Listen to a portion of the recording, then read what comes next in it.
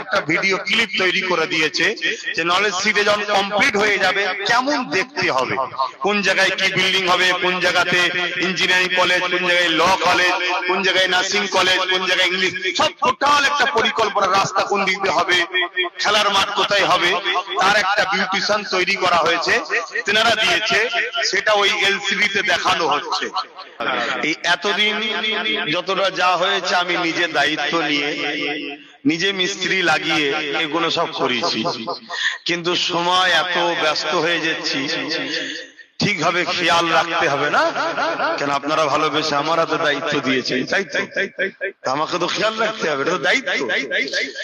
তো সেই জন্য আমি একটা কোম্পানির হাতে কাজ, যারা ওই কি বলে প্রমোটিং করে, তাদের হাতে আমি একটা তুলে দিয়েছি। এবং যারা বড় বড় নলেজ সিরিজ তৈরি করেছে, আমি একটা নলেজ সিরিজে গিয়েছিলাম, তিনিও আমার কাছে এসেছিলেন এবং তিনি আমাকে অনেক সহযোগিতাও করছেন, পরামর্শ বুদ্ধি দিচ্ছেন। এটা হচ্ছে মেঘালয়, আসাম মেঘালয়, মানে দেখার মতো জায়গা। আল্লাহু আকবার, আমি দেখে তো অবাক হয়ে গেছি। আর একটা জায়গায় যাওয়ার টার্গেট আছে, দেখতে যাব। এই যে বড় বড় সব যারা নলেজ সিরিজ তৈরি করে, যেখানে হাজার হাজার বাচ্চারা পড়াশোনা করছে, আইএস আইপিএস বড় বড় সব বিষয়ে তারা রিসার্চ করছে, সায়েন্টিস্ট হচ্ছে, সেই রকম একটা কোম্পানির হাতে এই টোটাল মাঠটা আমি দিয়েছি, মানে তৈরি করার জন্য। যা কিছু খরচ হবে সবটা আহলে সুন্নাত ওয়াল জামাত আমরা দেখব, কিন্তু তারা বিল্ডিং তৈরি করবে, রাস্তা তৈরি করবে, প্ল্যান তৈরি, একটা সৌন্দর্য তৈরি করবে। আপনারা হয়তো আরো ভালোভাবে বুঝতে পারছেন।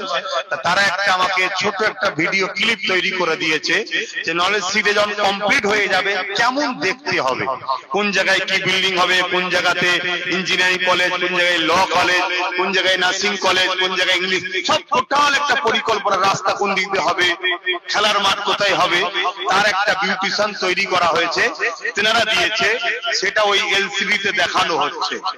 আপনারা একটু ধৈর্য ধরে দেখবেন, মন আরো খুশি হবে।